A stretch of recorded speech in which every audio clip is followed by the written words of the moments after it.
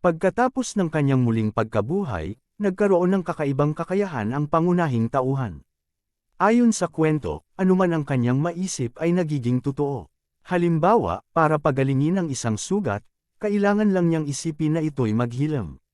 Kung gusto niyang magkaroon ng perpektong katawan, hindi na niya kailangang mag-ensayo, imahinasyon lang ang katapat. Kung gusto niyang gumamit ng kahit anong uri ng elemental magic, sapat na ang isipin niya na ginagamit niya ito. Kaya rin niyang patawagin ang kahit anong sandata o mahiwagang gamit, basta't maisip lang niya ito. Pero sa simula, hindi pa perpekto ang resulta. Kahit ganoon kalakas ang kakayahang iyon, kailangan pa rin itong hasein at i-level up. Sa kabutihang palad, napadpad siya sa katawan ng isang estudyante sa isang magic academy. Doon siya nagkaroon ng sapat na oras para matutunan at masanay sa kanyang kapangyarihan. Ginamit niya ang pagkakataong iyon para paghandaan ang paghihiganti sa mga taong responsable sa kanyang pagkamatay noon. Noong mga panahong iyon, bigla na lang lumitaw ang mga gate papunta sa mga misteryosong dungeon sa iba't ibang bahagi ng mundo. Mula roon, nagsilabasan ang mga halimaw.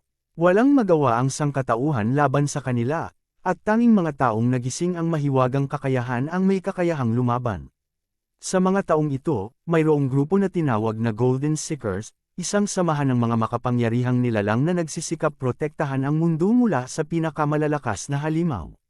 Sila ay sina Ingolf von Ditz, Claudia Borjo, Nathaniel Cavell, Iwako Hideki, at Lei Rooksha.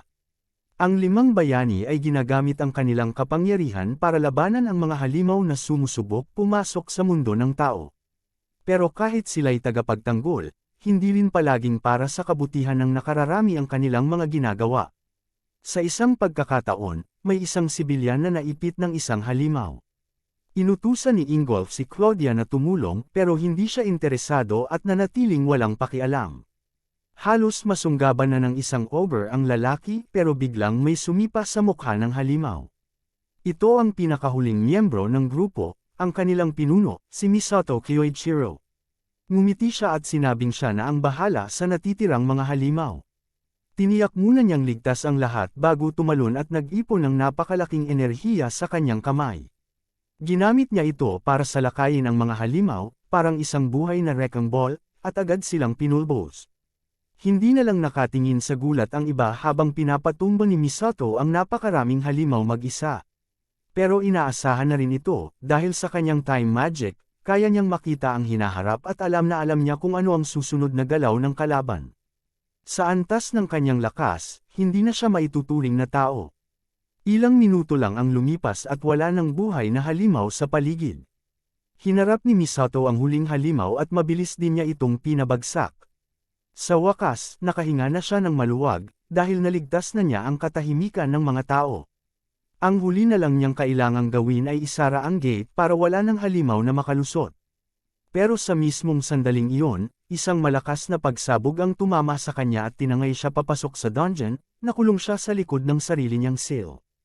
Habang nakakulong si Misato, tahimik lang siyang pinanood ng lima niyang kasamahan mula sa labas, na para bang wala silang pakialam, kahit alam nilang may kakayahan si Misato na makita ang hinaharap. Hindi pa kailanman nakita ni Misato ang ganitong klase ng hinaharap.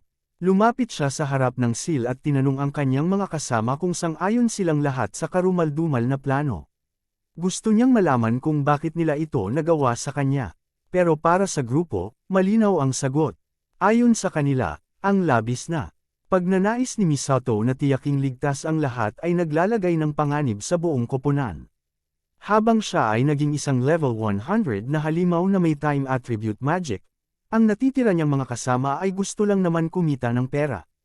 Sawa na raw sila sa kanya, panahon na para itakwil siya at i-seal, para mas makapag-focus sila sa pagkuha ng kapangyarihan sa mundo, kaysa protektahan ang sangkatauhan. Pagkasabi nito, naglakad na lang palayo ang grupo habang natatawa, iniwan si Misato sa likod ng sariling seal na malapit ng mamatay. Pinukpok ni Misato ang seal at paulit-ulit na sumigaw para humingi ng tulong, pero wala ni isa sa kanila ang lumingon. Hindi niya matanggap ang ginawang pagtataksil, lalo na't ang lahat ng kanyang ginawa ay para sa kapakanan ng mundo, upang maprotektahan ito laban sa mga halimaw. Hindi niya maintindihan kung bakit nagawa sa kanya ito ng mga taong minsang tinuring niyang kasama sa laban. Pero wala na siyang oras para mag-isip pa, dahil unti-unti nang napapansin ng mga halimaw sa dungeon na siya ay nakulong at nagsimula na silang lumapit. Automatikong humanda si Misato para lumaban. Pero agad siyang hinarap ng napakaraming mababangas at gutom na halimaw. Ginamit niya ang kakayahan niyang makita ang hinaharap, pilit naghahanap ng posibilidad kung saan siya makaliligtas. Subalit sa bawat hinaharap na kanyang nakita, lahat ay nauuwi sa kanyang kamatayan. Tila wala na siyang kinabukasan. Ito na talaga ang katapusan. Pero hindi siya papayag na mamatay ng duwag. Sa halip, sumugod siya sa mga halimaw gamit ang isang gintong kamao, determinado siyang pabagsakin ang pinakamarami sa kanila hanggat kaya niya, sa pag-asang mabago pa ang kapalaran. Sa huli, kahit daan-daan na ang kanyang napatumba, libo-libo pa rin ang parating. Lumuhad siya sa lupa, duguan, habang naliligo sa sarili niyang dugo. Dito niya naisip na wala na siyang pagpipilian kundi tanggapin ang kamatayan. Ngunit kahit mamamatay na siya, hindi siya papayag na doon na ito magtatapos. Habang tinatambakan siya ng mga halimaw, buong puwersa niyang sinubukan tiyakin na hindi masasayang ang kanyang pagkamatay. Ipinunan niya ang lahat ng kanyang natitirang enerhiya sa loob ng katawan, ipinagpas siyang gamitin ng time attribute magic para sa reincarnation. Balak niyang bumalik sa buhay, mas malakas pa, at maabot ang pinakamataas na antas ng kanyang kapangyarihan. Kapag siya'y naipanganak muli, sisiguraduhin niyang makagaganti siya sa mga nagtaksil sa kanya. Ang lahat ng galit at dalamhati sa kanyang puso ay patuloy na lalago, hanggang sa dumating ang araw ng kanyang paghihiganti. Sa isang matinding sigaw, pinalabas niya ang time magic, at nilamon ng isang napakaliwanag na gintong liwanag ang buong dungeon. Pagdilat ng kanyang mga mata, napansin niyang nasa ibang lugar na siya, nasa mas bata siyang katawan. Bumangon siya mula sa kama ng ospital at lumapit sa salamin. Nakita niya ang isang batang mukha at maikling buhok. Nang idantay niya ang kamay sa salamin, napagtanto niyang nagtagumpay ang kanyang reincarnation. Totoo nga, nagawa niya ito ayon sa kanyang plano. Sa ngayon, nasa isang ospital siya. Ngunit may mga gamot sa paligid na hindi niya pamilyar. Marahil ay maraming taon na ang lumipas mula nang mangyari ang insidente. Umaasa na lang siyang hindi pa huli ang lahat, na maaari pa siyang makapaghiganti sa mga taong nagkanulo sa kanya. Sa mesa sa tabi ng kanyang kama, may nakita siyang isang student ID. Malamang ay pag-aari ito ng dating may-ari ng katawan na ginagamit niya ngayon. Mula sa petsa sa ID card, napagtanto ni Misato na mahigit 20 taon na ang lumipas mula nang mangyari ang insidente. Ibig sabihin, may sapat pa siyang panahon para hanapin ang mga taong nagtaksil sa kanya. Ang pangalan ng bagong katawan ay Asai Kyesok, isang estudyante na may void attribute sa antas na level 1. Nang makita ni Misato ang attribute na ito, hindi niya napigil ang tumawa ng malakas. Sa nakaraan niyang buhay, siya ay kinatatakutan dahil sa time attribute na kanyang taglay. Pero habang tumatagal, napansin niyang hindi na siya lumalakas pa. Habang patuloy ang kanyang pag-level up noon, naisip niya kung bakit tila may limitasyon ang kanyang lakas. Kahit na kaya niyang makita ang lahat gamit ang kanyang clairvoyance, may isang bagay na hindi niya matukoy, ang tunay na lalim at kapangyarihan ng void attribute. Ngayon, ang katawan na kinakatawan niya ay taglay ang misteryosong kapangyarihang iyon. Nakaramdam siya ng awa sa dating may-ari ng katawan, dahil ang void attribute ay sobrang bihira at hindi pa napag-aaralan. Walang nakakaalam kung paano ito sanayin, kaya marahil ay nanatili ito sa level 1. Malamang na madalas pa siyang pinagtawanan o kinutya dahil sa kawalan ng attribute, gayong hindi niya alam na ang tinataglay niya pala ay ang pinakamalakas sa lahat. Ngayong alam na ni Misato ang kalagayan, nangako siya sa dating Asai Kyesok na gagawin niyang tanyag ang pangalan nito bilang pinakamalakas na adventurer sa buong mundo. Dahil sa kanyang kakayahang makita ang hinaharap, alam niya kung paano pololikasin at sasanayin ang void attribute. At gamit ito, layunin niyang maging ganap na pinakamakapangyarihan sa mundo. Kapag naitayo niya ang dating mahina at sugatang katawan na ito bilang isang tunay na mandirigma, sisiguraduhin niyang pagsisisihan ng mga dating kasama niya ang kanilang pagtataksil. Para maisakatuparan ang paghihiganti, kailangan muna niyang paangatin ang batang ito mula sa level 1. Alam niyang mas malakas siya noon kaysa sa 5 nagtaksil sa kanya, pero sa kasalukuyan, isa na lang siyang binatilyo. Ang void attribute, gaya ng pangalan nito, ay uri ng mahika na may kinalaman sa pagmanipula ng kawalan. Pinapahintulutan nito ang tagapagdala na gawing totoo ang kanyang mga iniisip. Lahat ng tao ay kayang mag-isip o mag-imagine ng isang bagay, pero ang pagsasakatuparan nito sa realidad, doon nagiging mahirap. Sa kabutihang palad, ang katawan na gamit ngayon ni Misato ay malubhang sugatan, kaya maaari niyang gamitin ang pagkakataong ito para sanayin ang kanyang bagong kakayahan. Kailangan lang niyang ilarawan sa kanyang isipan ang larawan ng kanyang sarili na gumagaling. At unti-unti, sa pamamagitan ng Void Magic, kaya niyang ibalik ang bawat nasirang bahagi ng katawan. Sinimulan niya ito sa kanyang braso. Dahan-daang nawala ang pasa. Bagamat mabagal pa ang epekto, malinaw na gumagana ang kanyang bagong kapangyarihan. Bagamat hindi pa lubos na gumagaling ang loob ng braso, ramdam na ni Misato ang potensyal ng kanyang kakayahan. Kung magpapatuloy siya sa paggamit ng mahikang ito sa pagpapagaling sa sarili, unti-unti siyang lalakas. Kasabay nito, mas lalawak din ang saklaw ng mga bagay na maaari niyang gawing totoo mula sa kanyang imahinasyon. Sa tuloy-tuloy na pagsasanay, makakalikha siya ng iba't ibang anyo ng mahika, at darating ang panahon na anuman ang naiisip ng isang may void attribute ay magagawang eksaktong katotohanan. Habang iniisip ni Misato ang mga posibilidad ng kanyang bagong kapangyarihan, biglang bumukas ang pinto at pumasok ang doktor, gulat na nagising na siya. Sinubukan niyang bumangon pero agad siyang pinaupo ng doktor. Ayon dito, seryoso ang natamo niyang pinsala matapos atakihin ng halimaw. Doon pa lang nalaman ni Misato ang sinapit ng orihinal na katawan na gamit niya ngayon. Napagtanto niyang napakabigat ng nangyari, kaya pala pati ang doktor ay halos hindi makapaniwala na nagising pa siya. Ayon sa doktor, ito raw ay isang milagro na marahil ay bunga ng basbas ng isang santa. Unang beses narinig ni Misato ang tungkol sa santa, pero para sa doktor, karaniwang kaalaman na ito, at nabigla pa siya na tila ba hindi alam ng pasyente ang tungkol sa kanya. Ang babaeng tinutukoy ng doktor ay kilala bilang ang banal na babae ng Pentagram Saints. Ngunit ni minsan, hindi pa narinig ni Misato ang tungkol dito. Inisip na lang ng doktor na baka wala pa itong gaanong maalala dahil bagong gising pa lang siya mula sa matinding pagkakakoma dulot ng malubhang pinsala. Pansamantalang iniba ng doktor ang usapan at sinimulan ang masusing eksaminasyon kay Misato. Pagkaalis ng doktor, hindi mawala sa isipan ni Misato ang tungkol sa mga tinatawag na Pentagram Saints. Maaaring sila'y isa sa mga bagong grupo ng adventurer o clan na lumitaw sa nakalipas na 20 taon. Habang iniisip niya ito, naalala niyang kailangan niya ring alamin kung ano-ano na ang mga pagbabagong naganap sa mundo sa loob ng 2 dekada.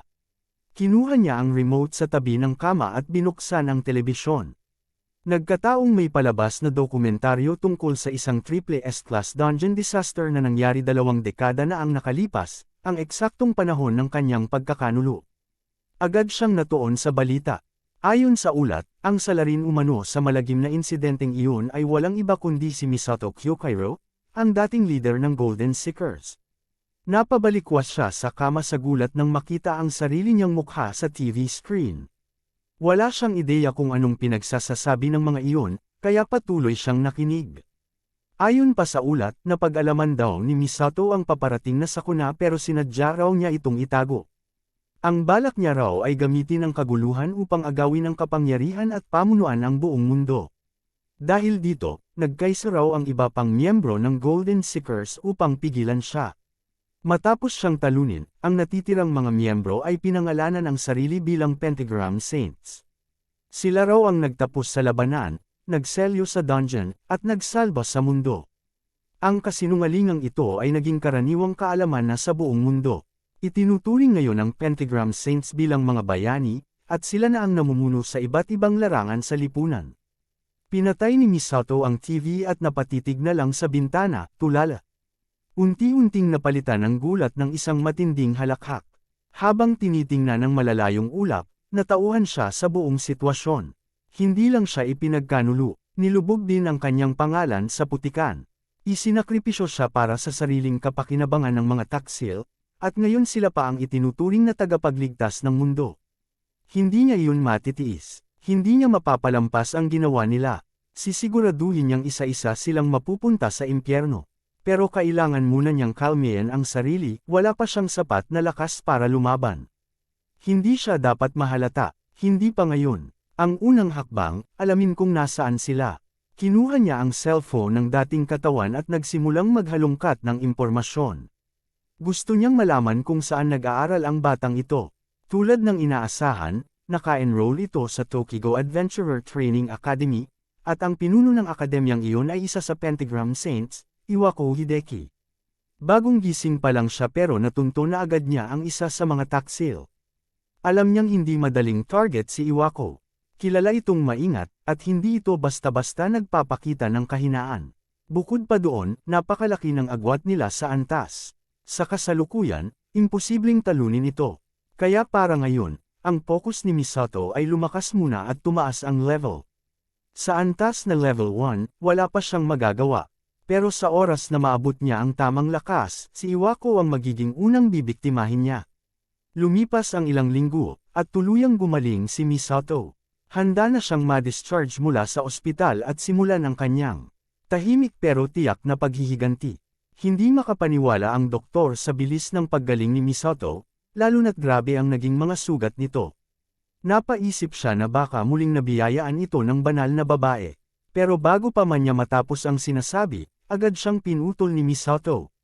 Gusto ni Misato ipaalam na ang lahat ng narating niya ay bunga ng sarili niyang lakas, hindi dahil sa himala o tulong ng iba.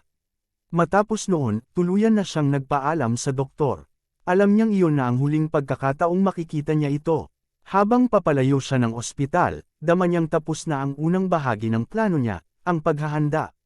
Panahon na para itaas ang antas ng kanyang misyon. Umabot na rin siya sa level 27, sapat na para makapagsimula ng tunay na labanan. Kailangan niyang subukan ang mga bagong kasanayang natutunan niya, at ang dungeon ang perpektong lugar para sa kanyang warm-up. Bago pa man siya umalis sa ospital, nabanggit ng doktor na lahat ng kamag-anak ni Kiyosok ay namatay sa isang aksidente. Nakakalungkot para kay Kiyosok, pero para kay Misato, mas naging madali ang lahat. Wala na siyang kailangang alalahanin, walang pamilyang magtatanong o kukwestiyon sa mga kilos niya. Pagkalabas niya ng ospital, dumiretso agad siya sa pinakamalapit na dungeon gate para simulan ang kanyang unang tunay na adventure. Alam niyang kailangang mag-level up agad at lumakas sa lalong madaling panahon. Ngayong napaangat niya ang antas niya sa pamamagitan ng hilang, oras na para masubukan ang kanyang bagong abilidad sa totoong laban. Dumiretso siya sa pwesto ng gwardya malapit sa gate at ipinakita ang kanyang student ID. Ngunit bago pa man siya makapasok, hinawakan siya ng gwardya sa braso at pinigilan. Nag-aalala ang gwardya, level 27 lang si Misato, at karaniwang kailangan ay level 30 pataas ang isang adventurer para makabuo ng party at pumasok sa dungeon na iyon. Mas lalong delikado kung mag-isa lang papasok. Para sa karamihan, ang pagpasok ng nag-iisa sa ganitong dungeon ay parang pagpapakamatay. Pero si Misato ay estudyante ng Tokyo Adventurer Training Academy. Dahil dito, may mga special privileges siyang pwedeng gamitin para makapasok, kahit gaano pa ito delikado. Kailangan lang niyang pumirma ng consent form bilang katibayan na tanggap niya ang panganib. Alam na ni Misato na haharap siya sa ganitong sitwasyon kaya bago pa man pumunta roon, sinigurado niyang alam niya ang mga karapatang meron siya bilang estudyante. Isa iyon sa mga benepisyo ng pagiging bahagi ng akademya. Wala nang nagawa ang gwardya kundi payagan siyang makapasok, kahit ramdam pa rin ito ang kaba at pag-aalala. Habang naglalakad na si Misato, may mga tumawag mula sa kabilang bahagi ng compound. Isang grupo ng mga mayayabang at astig na estudyante ang lumapit at nagsabing huwag na raw pansinin ni Misato ang gwardya, nag-aalala lang daw ito. Dagdag pa nila, isa lang naman siyang mahina at hindi pa graduate, kaya dapat alam niya ang lugar niya. Tiningnan lang sila ni Misato ng isang beses, saka tumalikod at muling hinarap ang gwardya. Tinanong niya kung saan siya dapat pumirma. Nang makumplito ang pirmahan at wala ng aberya, tuluyan na siyang pumasok sa dungeon. Habang pinapanood siya ng gwardya, hindi nito maiwasang mag-alala. Kaya tinawag niya ang grupo ng mga estudyanteng mayabang kanina at inutusan silang sundan si Misato sa loob ng dungeon. Para sa gwardya, parang pinabayaan lang niyang pumasok sa panganib ang isang bata, at hindi siya mapalagay. Una, tumutol ang grupo. Ayaw nilang isugal ang buhay nila para sa isang taong halos hindi nila kilala. Pero pinigilan sila ng kanilang leader. Sabi ng leader, baka sa bandang huli ay maging kapaki-pakinabang pa ito sa kanila. Kung wala namang bantay sa loob ng dungeon, malaya silang makakagawa ng kahit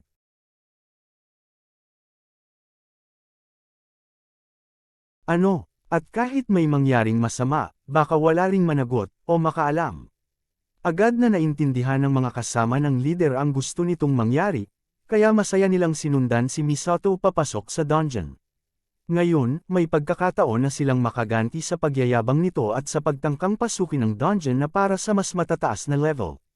Masaya pa ang gwardya habang pinapapasok ang grupo, hindi niya alam ang tunay nilang balak. Hindi ito ang unang beses na ginawa ito ng grupo, pinapatay nila ang mga adventurer sa loob ng dungeon, tapos isinisisi ang pagkamatay sa mga halimaw. Dahil dito, nakakakuha sila ng mga loot at pera nang hindi na pagbibintangan.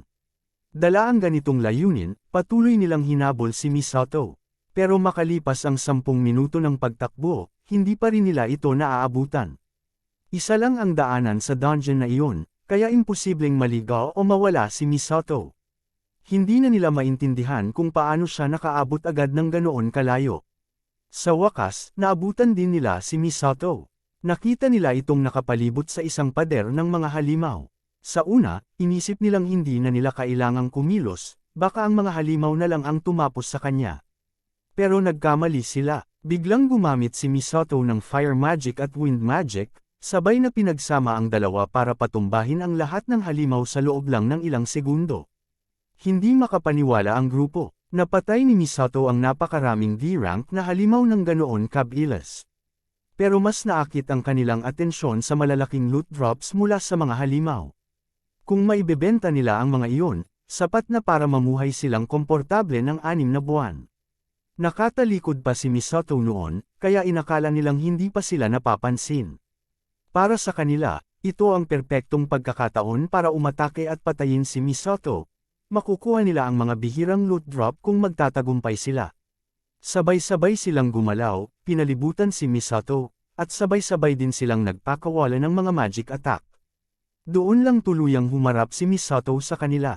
Agad niyang iniwasan ang lahat ng kanilang atake, hindi man lang siya nag-aksaya ng oras. Sanay na siya sa ganitong klaseng sitwasyon, lalo na mula sa kanyang nakaraang buhay.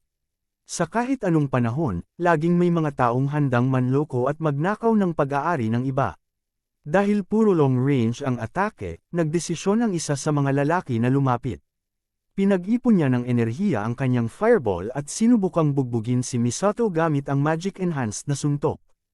Pero mas mabilis si Misato. Bago pa man siya maabot, siningil ni Misato ng ice element ang kanyang kamao at isang suntok lang ang itinama niya sa sikmura ng kalaban. Lumipad ito pabalik sa kanyang mga kasama, bagsak at wala ng malay. Hindi nagtagal, ang isa ay tuluyang naitabla, habang ang iba ay nanginginig na sa takot.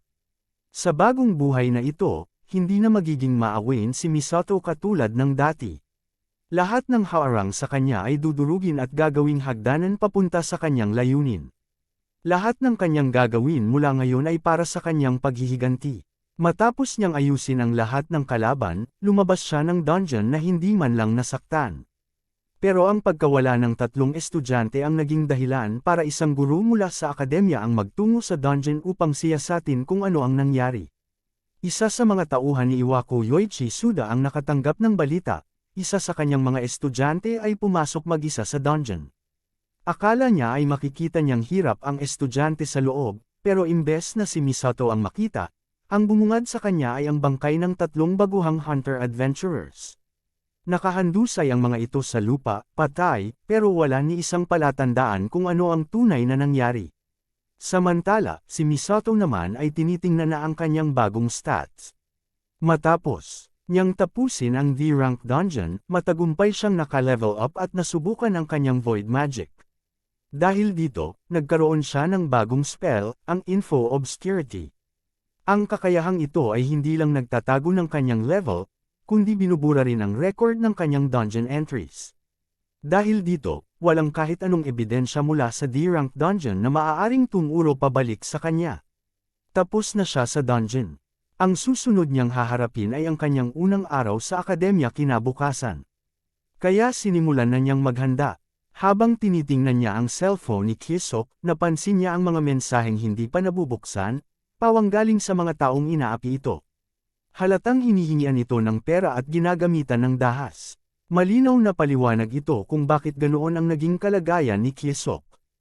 Kinabukasan, nagtungo na siya sa paaralan. Pagpasok niya sa gate, may isang magandang babae ang agad lumapit sa kanya, tila kilala siya nito. Siya si Asahi Karen, kaklase niya, at masaya siyang binati si Kye-sok, tinanong kung ayos lang ba siya matapos ang pagkaka-ospital. Bagamat maraming hirap na pinagdaanan si Kye-sok, lumalabas na may mga tao ring tunay na nag-aalala para sa kanya. Habang nag-uusap sila ni Karen, biglang lumapit ang isang grupo ng mga bully. Kinutya nila si Kye-sok dahil wala itong attribute. Alam din nilang muntik na itong mamatay, kaya tila panibagong pagkakataon ito para ulit siyang apihin. Lumapit ang leader ng grupo at humingi ng bayad, kesyo sila raw ang laging nagpo-protekta kay Kye-sok. Malinaw na isa na naman itong eksena ng pangangikil. Pumagitna si Karen at sinubukang awatin ang mga bully. Pinapaalala niya na kakagaling lang ni Kye-sok mula ospital. Pinilit niyang magpakatapang, pero kita sa kanyang nanginginig na mga kamay na natatakot siya. Napansin ito ng ating bida. Kaya siya na mismo ang humarap at tiniyak kay Karen na magiging ayos lang siya. Tinuwanan siya ng mga bully. Para sa kanila, nagpapasikat lang ito sa harap ng babae. Gusto raw nitong magpakitang gilas, kahit wala namang kwenta. Pero ang hindi nila alam, nagbago na ang sistema ng paaralan. Si Misato na ang nasa katawan ni Kye-sok ngayon, at may pangakong binitiwan, ang gawing pinakakilalang adventurer si Kye-sok sa buong mundo. Isa siyang taong tinutupad ang salita. Sinubukan niyang asarin ang unang bully, at agad itong pumatol. Nagpakawala ito ng magic attack, isang fireball na tumama papunta sa direksyon ni Misato. Hindi pinapayagan ang paggamit ng magic sa labas ng dungeon, pero mukhang wala na itong pakialam sa mga patakaran. Ang gusto lang nila ay ipakita kay Misato kung sino ang mas mataas ang ranggo sa paaralan, lalo na kung wala kang attribute. Tinapatan ni Misato ang fireball ng mas malaking fireball. Nagbanggaan ang dalawang atake, at lumikha ito ng malakas na pagsabog. Nagtaka ang mga bully, kailan pa natutong gumamit si Kye-sok ng fireball. Pero si Misato ay kalmado pa rin. Halatang hindi siya apektado sa mahihinang atakeng iyon. Napasigaw ang bully sa mga kasama niya, pinagsabihan silang huwag tumayo lang na parang mga NPC. Kailangan daw nilang gumalaw. Sumunod naman ang dalawa. Naglabas sila ng wind at water magic pero muli silang nabigla, tinapatan ni Misato ang mga ito ng parehong elemento, pero mas malalakas, mas masaklo. Hindi nila maipaliwanag kung paano nagawa ni Kye-sok, na dating walang attribute, ang paggamit ng maraming klase ng magic ng sabay-sabay. Isa itong kapangyarihang hindi pa nila naririnig kailanman. Pero para kay Misato, simula pa lang ito. Matapos lang sanang depensahan ni Misato ang sarili, ngayon naman ay siya na ang aatake. Pinakawalan niya ang isang napakalaking fireball sa likuran niya, hindi para itama sa kaaway, kundi para takutin sila. At epektibo ito, nagsitakbuhan sa takot. Ang mga bully, habang papalapit siya sa kanila, hinablot ni Misato ang pinakamalapit na estudyanteng nagtatangkang tumakas habang humihingi ng saklolo. Tinanong niya ito kung tinulungan ba nito si Kye-sok noong panahong nangangailangan siya. Hindi na niya hinintay ang sagot. Hinawakan niya ito sa mukha, iniangat, at sinimulang mag-ipon ng apoy sa kanyang kamao. Para kay Misato, wala na ring saysay pakinggan ang sasabihin ng katulad ng taong ito, dahil pare-pareho lang ang palusot nila.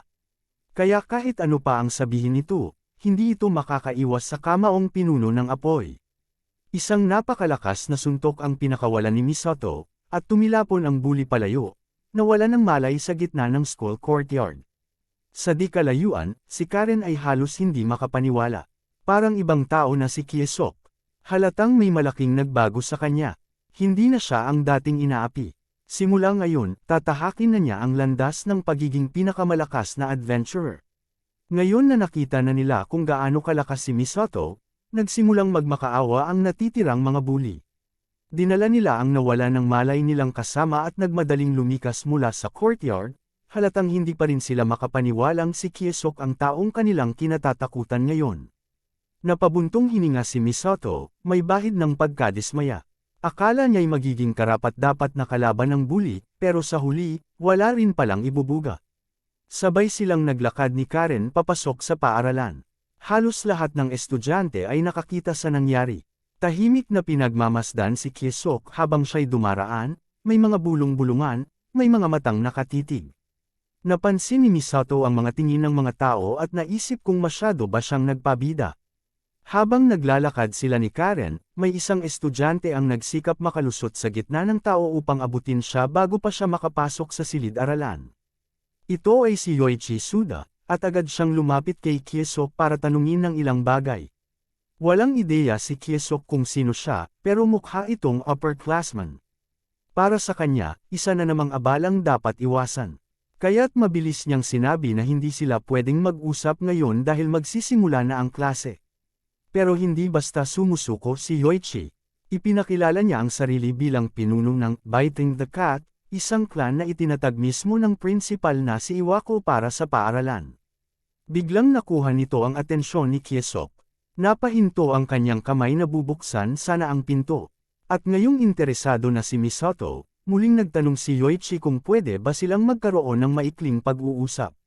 Ngayong alam na ni Misato ang konteksto, masaya na siyang pumayag. Nagpunta sila sa isang tahimik na lugar upang mag-usap. At doon, dumiretso na agad sa punto si Yoichi. Tinanong ni Yoichi Suda si Kiesok kung siya ba ang pumatay sa mga adventurer na natagpo ang patay sa loob ng D-rank dungeon.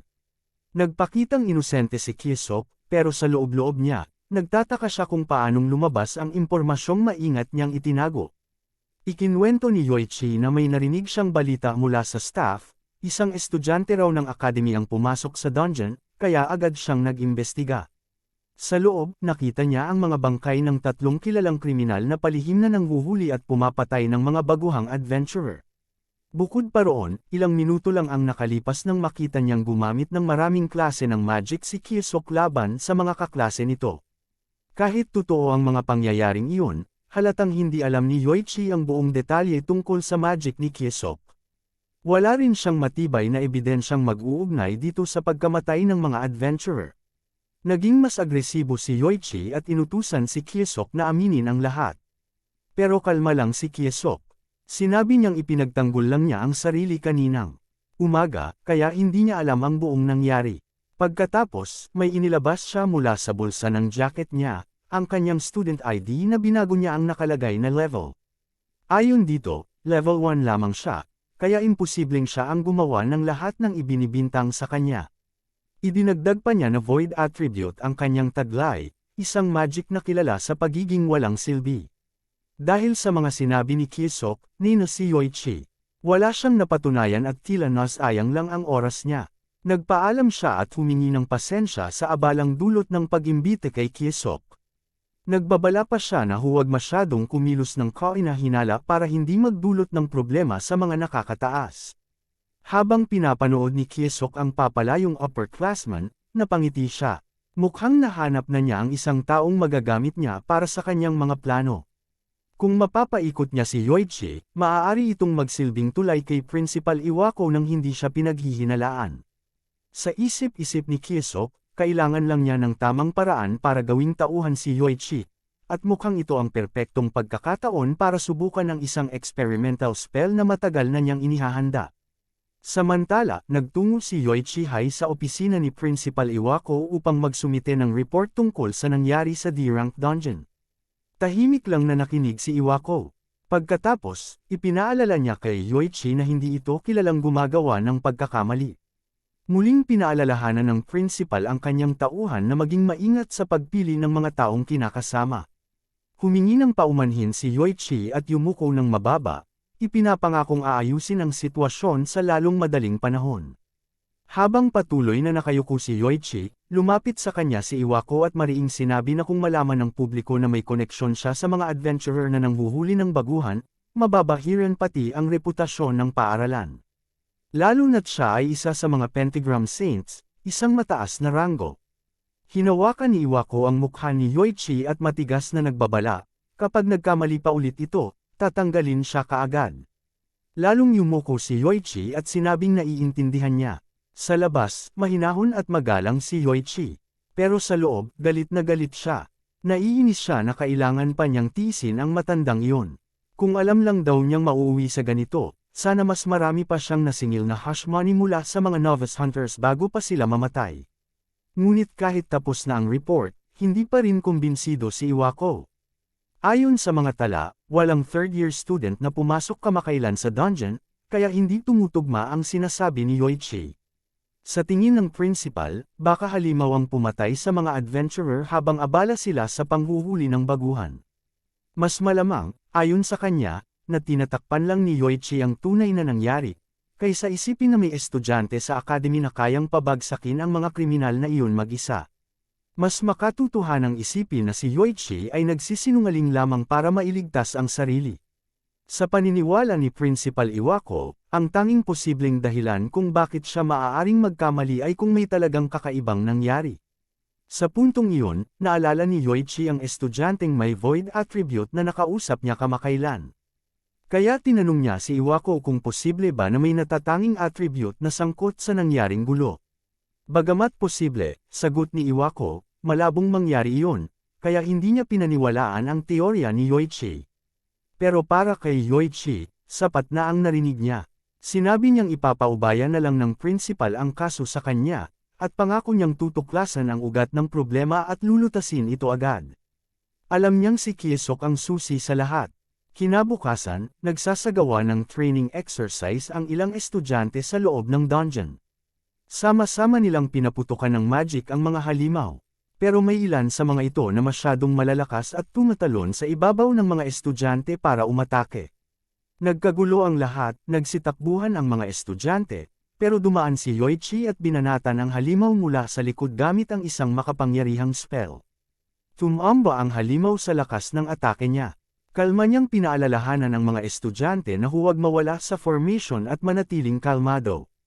Namangha ang mga estudyante sa husay ni Yoichi at hindi na sila nagulat kung bakit siya ang pinili ni Principal Iwako para mamuno sa Biting the Cat Clan. Nang masiguro na na-neutralize na ang mga halimaw sa paligid, iniwan na ni Yoichi sa mga estudyante ang natitirang clearing at lumakad palayo para harapin ang personal na misyon. Ngayong tapos na ang mga kagyat na problema, oras na para gawin niya ang tunay na dahilan ng pagpunta niya sa dungeon. Kinuha niya mula sa bulsa ang isang piraso ng alahas, at inactivate ito para matukoy ang lokasyon ni Kiesok. Nagliwanag ang mga kadena ng alahas, at itinuro nito ang direksyon, mas malalim pa sa dungeon, malayo sa ibang estudyante. Gaya ng hinala ni Yoichi, may kakaibang nangyayari kay Kiesok. At buo ang desisyon niyang alamin kung ano yun. Sa totoo lang, mas pabor ito sa kanya. Walang magtataka kung may estudyanteng mamatay sa loob ng dungeon, lalo na kung sinabi niyang nakita na lang niyang patay si Kiesok sa loob. Karaniwang trahedya na lang ito para sa lahat, at hindi siya mababagabag sa konsensya. Habang mas pinag-iisipan ni Yoichi ang kakaibang estudyanteng ito, lalo niyang nararamdaman na may kailangang siyang matuklasan. Una, may kinalaman si Kiesok sa insidente ng novice hunters. Pagkatapos noon, sunod-sunod na ang mga problema. Pagkatapos ma-discharge mula sa ospital, nabalitaan ni Yoichi ang kwento mula sa mga lalaking binugbog ni Kiesok. Nang tanungin niya ang mga ito, nagmakaawa ang mga estudyante at sinabing pinatahimik sila ng isang lalaki na walang attribute. Ngunit ang lalaki raw na iyon ay gumamit ng maraming klase ng magic at sinilaban pa sila ng napakalaking apoy na hindi pa raw nila nasisilayan kahit kailan. Para kay Yoichi, masyadong hindi kapanipaniwala ang kwento. Halos sigurado siyang nagsisinungaling lang ang mga ito. Matapos makuha ang mga impormasyong kailangan niya, iniwan niya na ang mga estudyante. Pero bago siya umalis, inutusan muna niya ang kanyang mga tauhan na turuan ulit ang mga ito, upang maunawaan nila na wala silang puwang sa akademi kung talo lang sila ng mga taong walang kwenta. Habang lumalabas si Yoichi sa silid, nagmamakaawa pa rin ang mga binugbog na estudyante, pero nakapagdesisyon na siya, at wala na siyang balak baguhin ito. Bago pa siya tuluyang makaalis, may isang lalaki ang biglang nagsalita. Siya ang pinakamalala ang natamong sugat, at siya rin ang binigyan ni Kiesok ng matinding suntok na may kasamang apoy. Babala niya kay Yoichi, hindi na raw tao si Kiesok, Ibang klaseng nilalang na raw ito, at may lakas na hindi nila maipaliwanag. Kitang-kita sa mata ng lalaki ang takot, at mukhang hindi iyon isang palabas lang. Dahil dito, naging mas maingat si Yoichi. Inilipat niya si Kye-sok sa isang espesyal na klase sa ilalim ng Biting the Cat. Ngunit sa halip na ipakita ang kapangyarihang inilarawan ng mga lalaki, ang tanging ginawa ni Kye-sok ay gumamit lang ng malalakas na ilusyon, hindi hamak na mas mahina kumpara sa mga kwento ng mga binugbog. Para kay Yoichi, malamang na gumamit lang si Kye-sok ng magic item noong nakipaglaban ito, at wala naman talagang kakaiba sa kanya. Sa paningin niya, si Kye-sok ay isa lang na mahina, walang attribute, at hindi dapat pag-aksayahan ng pansin. Sigurado rin siyang gumamit lang ang MC ng madayang paraan para talunin ang mga novice hunters. Habang papalalim si Yoichi sa dungeon, napansin niya ang mga patay na halimaw na nagkalat sa paligid. Mukhang si Kye-sok ang pumatay sa mga ito, at karamihan sa kanila ay tinapos sa iisang atake lang, sunog agad. Dahil sa nakita niyang ebidensya, nagsimulang magdalawang isip si Yoichi. Baka nga hindi nagsisinungaling ang mga lalaki. Pero kahit ganoon, sa kanyang pananaw, hindi pa rin ito kahanga-hanga. Kaya tuloy-tuloy lang siya sa paglalakad papasok sa dungeon para hanapin si Kye-sok. Para kay Yoichi, maski si Iwako, ang dropout mula sa Pentagram Saints, ay kayang gawin ang ganitong level ng kapangyarihan. Bagamat pinagpapasensyahan muna niya ang matanda, balang araw, balak ni Yoichi na lampasan ito at palitan bilang isa sa mga Pentagram Saints. At mula roon, hahakbang siya papunta sa paghahari sa buong mundo. Ang ideya pa lang ay nagpapatawa sa kanya ng malademonyo. Pero hindi siya dapat maging kampante. Kailangang manatiling lihim ang koneksyon niya sa mga novice hunters. At si Kye-sok, isa rin itong tinak sa lalamunan na malamang na magdulot pa ng problema sa hinaharap. Para siguraduhin walang aberya sa kanyang grand plan, kailangan niya tanggalin si Kye-sok sa lalong madaling panahon. Sa tulong ng magical chains, dumating siya sa isang dead-end na bahagi ng dungeon. Sigurado siyang nasa paligid na si Kye-sok. Pagliko niya sa isang sulok, tumambad sa kanya ang eksena, si Kye-sok, nakaupo lang sa ibabaw ng patay na mga halimaw, kalmado at para bang inaabangan siya. Pagkakita niya rito, sinita agad ni Kye-sok si Yoichi dahil nahuli ito at pinaghintay pa siya. Halos hindi makapaniwala si Yoichi sa nakikita.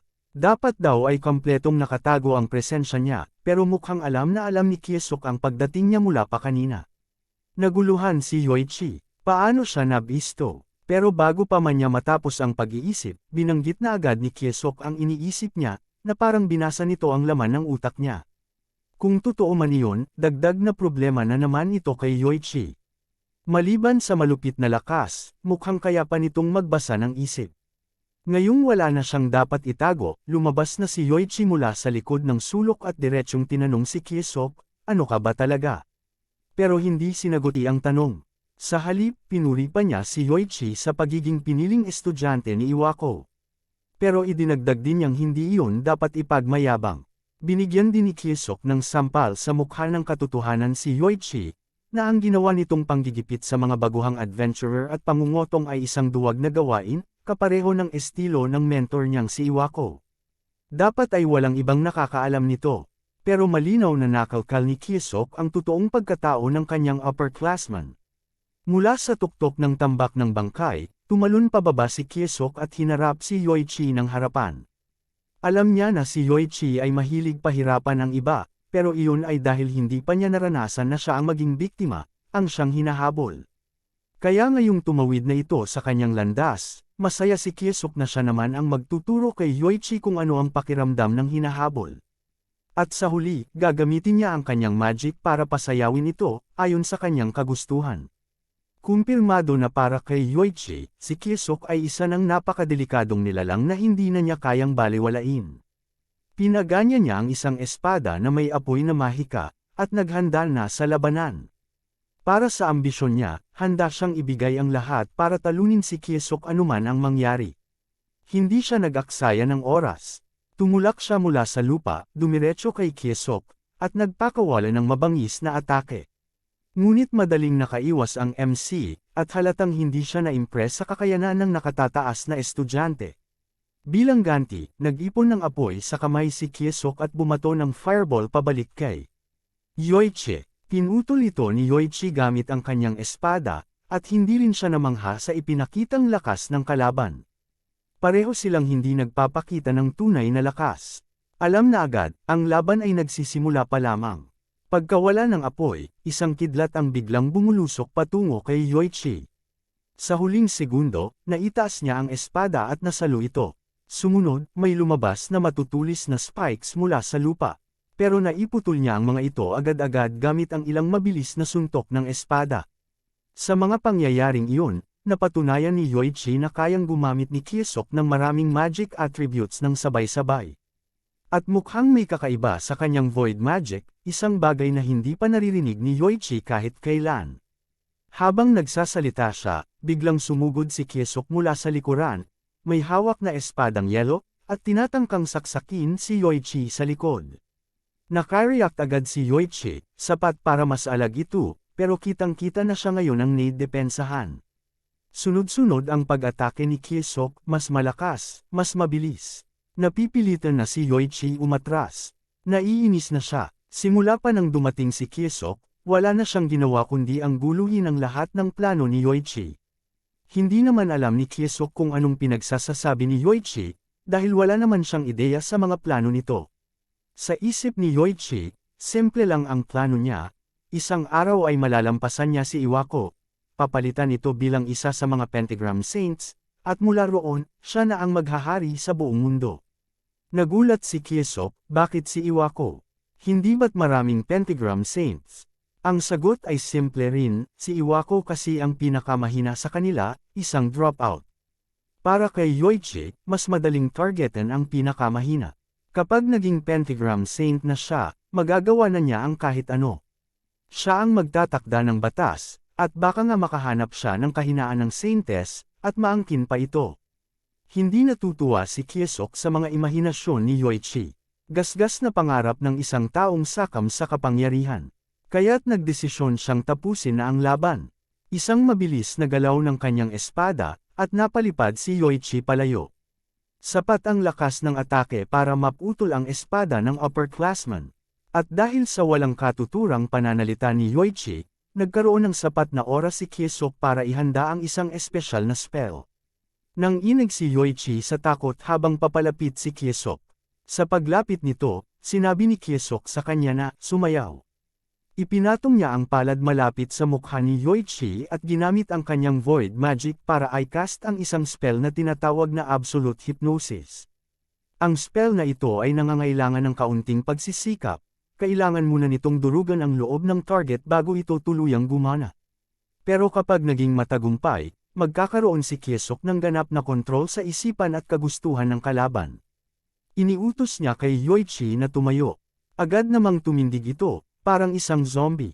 Mukhang naging matagumpay ang spell, ganap ng sunod Sunyeran si Yoichi. Ibinigay ni Kiesok ang kanyang unang utos sa bagong, manika, tapusin ang misyon sa dungeon para sa kapakanan ng klase. Pagkatapos nito, makakatanggap siya ng karagdagang tagubilin. Bilang huling bilin, sinabi ni Kiesok na ibalik na ni Yoichi ang kanyang normal na tono sa pagsasalita, dahil masyadong robotic ang boses nito. Bumalik si Yoichi sa dati niyang tono, ngunit alam ng lahat na hindi na siya ang dating Yoichi, ganap na siyang kontrolado ni Kiesok. Habang papalayo si Kiesok, napangiti siya ng palihim, isang mapanlinlang na ngiti, bago siya tuluyang bumalik sa kanyang grupo. Sa paglalakad niya sa dungeon, nasalubong siya ni Karen, na matagal nang naghahanap sa kanya. Nag-aalala ito dahil bigla siyang nawala sa grupo ng walang palem. Ngumiti si Kiesok at nagpakita ng paumanhin. Ipinaliwanag niyang kinausap lang niya si Yoichi tungkol sa isang bagay. Nagulat si Karen, hindi niya alam na magka-close pala ang dalawa. Tinanong niya kung ano ang pinag-usapan nila. Sagot ni Kiesok, tungkol daw ito sa kung paano matutupad ang mga pangarap nila, at may maganda raw siyang natanggap na payo. Sa katunayan, ayon sa kanya, isa sa mga pangarap niya ay natupad na. Naputol ang usapan nila nang lumabas ang grupo ng mga estudyante mula sa dungeon. Matatapos na ang espesyal na klase, kaya kailangan nang bumalik ng lahat. Tumalikod si Karen at sinabing sumunod na lang si Kiesok pabalik sa grupo. Sa isip ni Kyesok, maayos ang lahat ayon sa plano. At ngayon, may isa na siyang tauhan na tiyak na hindi kailanman paghihinalaan ni Iwako. Sa kabilang banda, bumalik si Yoichi upang magbigay ng ulat tungkol sa kaso ng pag-atake sa mga novice hunters. Ayon sa kanya, ang umatake ay isang estudyanteng may kakaibang kakayahan, tulad ng kanyang hinala. Ito raw ay si Asai Kyesok, isang first-year student na may void attribute. Ipinagmalaki ni Yoichi na hawak niya si Kyesok sa isang sikretong lugar kung saan ginagawa ang interogasyon. Pinipilit niyang makakuha ng impormasyon mula rito. Doon daw inamin ng first year na kaya niyang gumamit ng multi-attribute magic, isang bagay na kaagad na nakatawag ng pansin ni Iwako. Tinanong ni Iwako kung ano ang ibig sabihin ng multi-attribute magic. Sagot ni Yoichi, hindi pa tukoy ang mga detalye, kaya humihingi siya ng dagdag na oras upang matuklasan pa ang mga lihim ni Kyesok. Bukod dito, sabi ni Yoichi, matagal na rin daw mula nang huling humawak ng biktima, ang kanilang principal. Kaya tinatanong niya si Iwako kung nais ba nitong siya mismo ang magsagawa ng torture at interogasyon sa estudyante. Hindi karaniwang nakikialam si Iwako sa ganitong bagay, pero sa pagkakataong ito, nagustuhan niya ang ideya. Matagal na rin daw siyang hindi nakakatikim ng ganoong libangan, at ito na raw ang perpektong pagkakataon para gantihan si Kyesok sa lahat ng perwisyong naidulot nito sa kanya at kay Yoichi. Habang abala sa pag-uusap ang dalawa, tumunog ang telepono ni Iwako. Sinabi niya kay Yoichi na umalis na muna, at siya na mismo ang pupunta sa warehouse mamaya para asikasuhin ang bagay na iyon. Pagkaalis ni Yoichi, sinagot ni Iwako ang tawag. Sa kabilang linya, isang mapanuyang boses ng babae ang sumalubong sa kanya. Sa kabilang linya, isang babae ang bumati kay Iwako at nagpasalamat sa pagpili sa kumpanya niya sa bidding para sa mga materyales kahapon. Ngunit wala sa mood si Iwako para sa pakunwering tono nito, kaya agad niyang sinabi sa babae na itigil na ang pag-arte. Ang kausap niya sa tawag ay isa sa mga Pentagram Saints at kasalukuyang CEO ng Lay Company, si Lay Rooksha. Nang marinig ito, agad namang tinihil ng babae ang pagkukunwari, tulad ng gusto ni Iwako, at ipinaalala sa kanya na magkasosyo pa rin sila, dahil sabay nilang tinatamasa ang pondo mula sa gobyerno. Pero hindi pa rin matanggap ni Iwako ang nakakairitang panunukso ng babae, kaya tinangka niyang tapusin na lang ang usapan. Sinabi niyang abala siya at pwede na lang silang mag-usap sa ibang araw. Ngunit nang asar pa si Rooksha, tinanong niya kung anong klaseng business pa ang meron si Iwako. Gayong ang trabaho nito bilang pinuno ng isang academy ay madaling pera lang. Dito, binanggit ni Iwako si Kyesok at ang void attribute nito. Bigla itong nakakuha ng atensyon ni Rooksha. Para sa kanya, ang void attribute ay walang silbi, kaya nagtaka siya kung bakit interesado si Iwako sa isang palpak na gaya ni Kyesok. Sumang-ayon naman si Iwako na wala namang dapat ikabahala sa void attribute, pero ipinaalala niya na ito ay isang unique attribute pa rin, kaya posibleng may mga hindi inaasahang mangyari.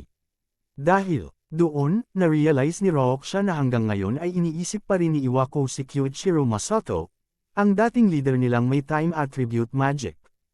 Pagkarinig sa pangalan ni Masato, nag-init bigla si Iwako at sumigaw ng napakalakas. Napilitan si Rooksha na ilayo ang cellphone sa tainga niya dahil sa lakas ng sigaw. Ganoon pa rin si Iwako, mabilis mag-init ang ulo kapag si Misato ang pinag-uusapan. Pero naiintindihan ito ni Rooksha, noong gisingin kasi ni Misato ang kanyang kapangyarihan sa oras, nagbago ang balanse ng kapangyarihan ng mga adventurer.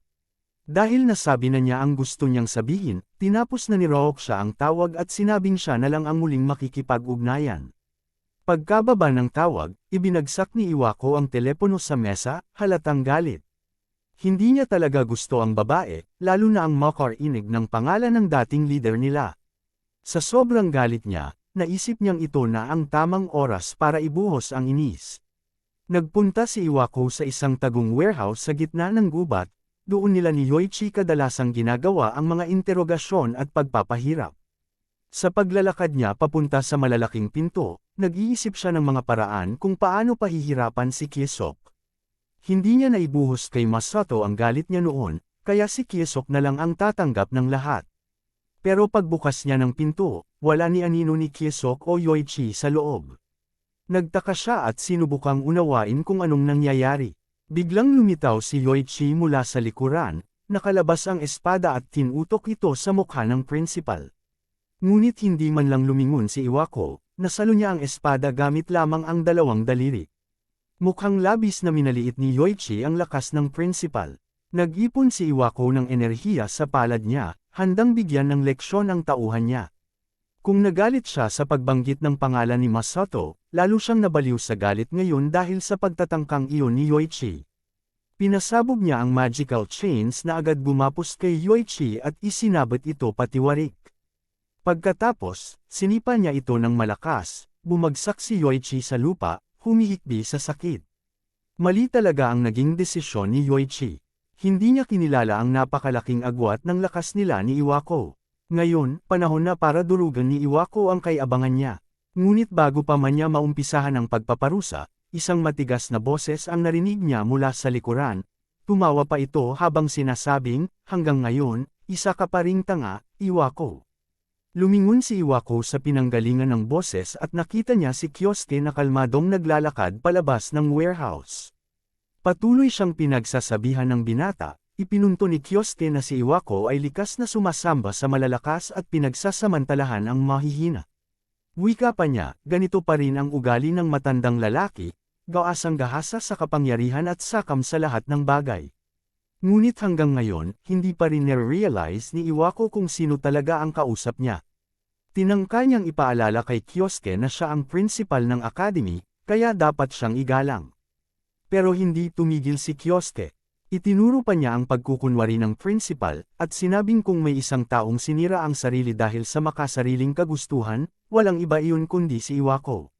Doon na napuno si Iwako. Galit na galit siyang hiniling kay Kyosuke na ibigay ang student number nito para ma-expel siya. Pero ngumiti lang si Kyosuke, hindi pa rin kasi na-realize ng matanda kung sino ang kausap niya. Matagal na siyang naghintay para sa pagkakataong ito. At ngayong narito na sila. Oras na para magkausap sila ng maayos. Ngunit si Iwako, na wala pa ring ideya kung sino talaga si Kyosuke, nagpasya na lang na turuan siya ng leksyon. Gusto niyang ipakita kung gaano kalayo ang agwat ng lakas nila. Nagcast siya ng advanced earth magic, lumitaw ang isang dambuhalang kamao na gawa sa bato. Plano niya itong ipangdurog kay Kyosuke sa isang hampas lang. Sa normal na sitwasyon, walang estudyanteng makakaiwas sa ganitong atake. Ipinakawala niya ang bato, lumipad ito diretso kay Kyosuke. Hindi man lang gumalaw ang binata, parang tatanggapin na lang ang buong lakas ng atake. Bumagsak ang suntok sa target, at natawa si Iwako ng malakas. Akala niya, tapos na agad si Kyosuke. Sa isip niya, ito ang sinasapit ng mga estudyanteng sumusubok magrebelde. Naglaho ang usok, wasak ang buong warehouse, wala nang natira. Walang palatandaan ng buhay. Naisip ni Iwako na baka nasobrahan siya. Sayang, kailangan pa niyang maghanap ng bagong lugar para sa mga torture session nila ni Yoichi. Hindi man lang niya nakilala kung sino talaga si Kyosuke, pero ayos lang, makikita niya naman itong mamatay. Paglingon niya para umalis, napansin niyang nakatayo sa harapan niya si Kyosuke, walang galos, walang sugat. Parang wala lang nangyaring pagsabog. Lumabas si Kyosuke mula sa guho ng kalmado. Sinabi niya kay Iwako na gusto lang naman niya ng simpleng pag-uusap, hindi labanan. Hindi makapaniwala si Iwako na may estudyanteng tinamaan ng ganoon kalakas na magic at hindi man lang nasaktan. Wala pang ganitong klaseng estudyante noon. Ngayon, hindi lang siya nauusisa, galit na siya. Pinilit niyang malaman kung sino talaga si Kyosuke. Ngumiti si Kyosuke at tinanong kung hindi pa rin ba talaga siya nakikilala ni Iwako hanggang ngayon. Galit na galit si Iwako, pinagpilitan niyang tigilan na ni Kyosuke ang pambibiro at sabihin na ang tunay na pangalan niya. Muling ngumiti si Kyosuke at tinanong, nakalimutan mo na talaga ako. Doon lang biglang may napansin si Iwako. Sa paraan ng pananalita at kilos ni Kyosuke, parang si Misato ito. Napaatras siya sa takot. Hindi siya makapaniwala, paano nangyaring buhay pa si Misato. Tiyak na patay na ito, at sinigurado pa nilang isinara ang portal. Iniisip ni Iwako na baka isang malaking palabas lang ito ni Kyosuke. Marahil napanood lang nito ang bagong ulat tungkol kay Misato at ginagaya ito para lang manakot. Para sa kanya, patay na si Misato Kyoichiro, iyon ang totoo. Dahil dito, nag-charge up ulit si Iwako ng wind magic sa kamay niya, habang kinukolekta rin ang earth magic sa paligid. Plano niyang magpakawala ng mas mabigat pang atake. Napabuntong hininga si Kyosuke, dismayado. Napakaliit pa rin ang pinagbago ni Iwako. Ganoon pa rin siya, namumuhay base lang sa kung anong komportableng paniwalaan, habang tinatalikuran ang hindi. Pagod na si Iwako sa sermon ng binata. Patuloy siyang nag-iipon ng lakas para sa mas malakas na atake. Binalaan niya si Kyosuke, kung lalapit ka pa, tatamaan ka ng buong puwersa ng magic ko. Patuloy na lumapit si Kyosuke habang nag-iipon din siya ng enerhiya para sa sarili niyang magic blast. Sa puntong ito, nauunawaan na niya ang dahilan kung bakit siya ipinagkanulo ni Iwako. Pinaniwala lang ito sa matatamis na salita ng mga tao sa paligid niya, at doon nagsimula ang pagtataksil nito kay Misato. Ang pagbanggit sa pangalang Misato ang tuluyang nagpawala ng kontrol kay Iwako. Hindi na siya nagdalawang isip, pinakawalan niya ang isang ganap na na-charge na magic attack patungo sa estudyante. Pero agad itong tinapatan ni Kyosuke ng fire magic, at sa isang iglap lang, isang kumpas lang ng kamay niya, nawala ang spell ni Iwako. Naglinaw ang paligid matapos ang tagisan ng magic, at parehong nawala ang epekto ng kanilang mga atake. Lubos ang gulat ni Iwako. Paano nagawa ng isang estudyante na kontrahin ang isang advanced spell na ganoon? At higit pa roon, ang mismong galaw na ginamit ni Kyosuke ay kapareho ng ginamit ni Masato noong tinalo nito ang huling halimaw sa trahedyang dulot ng gate, 20 taon na ang nakalilipas. Hindi na niya maitanggi, halata, si Misato nga ito. Buhay. At ngayon, mukhang bumalik siya para maghayganti. Napaluhod si Iwako. Unti-unting bumalik sa isip niya ang lahat. Tiyak niyang nasil nila si Misato sa dungeon, siguradong patay na ito. Pero ngayon, narito siya sa harap niya. Kumpirmado ni Kyosuke, totoo ngang nasil siya, na-trap, at halos nalunod sa kawalan ng pag-asa. At ngayon, nakatayo siya rito bilang pruweba na hindi siya basta-bastang mabubura. Sa wakas, tinanggap ni Iwako ang katotohanan, ang estudyanteng kaharap niya ay si Misato Kyoichiro. Lumapit si Kyosuke sa principal, dala ang isang payapang ngiti. Mukhang masaya siya na naalala na siya ni Iwako. Sa sobrang gulat ng matanda, napatanong pa ito kung totoo ba talagang si Kyosuke ay si Misato. Pero hindi na niya hinintay ang sagot. Tumayo siya ulit at nagdesisyong lumaban. Hindi siya makapaniwala. Paano? Patay na si Misato ng mahigit 20 taon. Para makabalik siya ngayon, ibig sabihin, nakabalik nga ito mula sa kabilang mundo. Dahil dito, nagsimula ulit si Iwako mag-charge ng panibagong spell. Sa pagkakataong ito, layunin na niyang tapusin si Kyosuke. Nagpakawala siya ng mga wind-based attacks ng sunod-sunod, ngunit madali itong naiwasan ni Kyosuke. Hindi siya mukhang nagmamadali o kinakabahan, kalmado lang siya sa bawat iwas. Hindi pa rin tumigil si Iwako. Nagpaulan siya ng isa pang dambuhalang kamao ng bato, subalit naiwasan pa rin ito ni Kyosuke na parang sanay na sanay sa ganitong laban. Walang bakas ng kaba o takot. Sa puntong iyon, lalo pang nagngit-ngit si Iwako. Paano niya tatalunan ang batang ito na tila walang kahirap-hirap na iniiwasan ang lahat ng kanyang atake? Pero hindi lang simpleng laban ang nakataya rito, pati ang dangal niya. Noong kasapi pa siya ng Golden Seekers, isa siyang non-combatant. At hanggang ngayon, madalas pa rin siyang kutsain ng ibang Pentagram Saints dahil sa dati niyang pagiging duwag. Pero hindi siya nagpatalo, paulit-ulit niyang pinatunayan na hindi siya mahina. At kamakailan lang, napaunlad niya ang isang lihim na teknikong aabot ng 20 taon bago mabuo, isang patunay ng tunay niyang lakas. Itinaas niya ang kanyang mga kamay. Nagsimulang mag-ipon ng hangin at lupa sa paligid, at unti-unting dumilim ang paligid habang umiikot ang matinding enerhiya sa katawan niya. Ito na ang ultimate spell na inaral niya ng 2 dekada, isang sabayang pagsabog ng wind at earth magic. Hangin at bato ang nagsimulang gumalaw sa paligid niya, bumuo ng isang napakalakas na enerhiya. At nang tuluyan ng mabuo ang spell, ipinakawala niya ito kay Kyosuke. Sunod-sunod na makapangyarihang bala ng hangin at lupa ang lumipad mula sa kanyang palad, sumibat sa ere at bumagsak sa lupa. Malakas ang sumabog. Nayanig ang paligid at nilamon ng pagsabog ang lugar kung nasaan si Kyosuke. Nang hamupa ang whirlwind ng magic, hingal na hingal si Iwako. Alam niyang ito na ang pinakamalakas niyang spell, at ubos ang lakas niya sa pagbato nito. Unti-unting hamupa ang alikabok, pero tulad ng kanina, wala pa ring bakas ni Kiesok sa loob ng nawasak na lugar. Akala ni Iwako, siya na ang panalo. Hindi na gumaganti si Kiesok, kaya malamang, tinamaan ito ng malakas na spell at tuluyan ang natalo.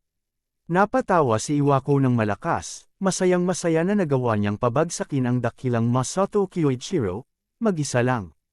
Habang nagtatawa, nioatley pa niya ang lalaking akala niyang patay na. Sabay tanong kung talagang inakala nitong mananatili pa rin siyang duwag makalipas ang 20 taon. Binal ika ni Iwako ang nakaraan, noong kasagsagan ng Golden Seekers. Habang ang iba ay lumalaban para iligtas ang mundo, siya naman ay nagtago lang at nangolekta ng loot drops para sa grupo. Pero sabi niya, ibang tao na siya ngayon. Kahit gaano pa raw kalakas noon ang kakayahan ni Misato sa oras, lumipas na ang panahong iyon. Ngayon, siya na raw ang nasa itaas. Pinagtawanan niya si Kiesok, sinabing mali ito sa pag-aakalang mahina pa rin siya. Makalipas ang 2 dekada, natural lang daw na lumakas ang isang tao. At ngayong nagawa niyang talunin si Kyoichiro, sisiguraduhin niyang hindi na siya maliitin ng ibang Pentagram Saints.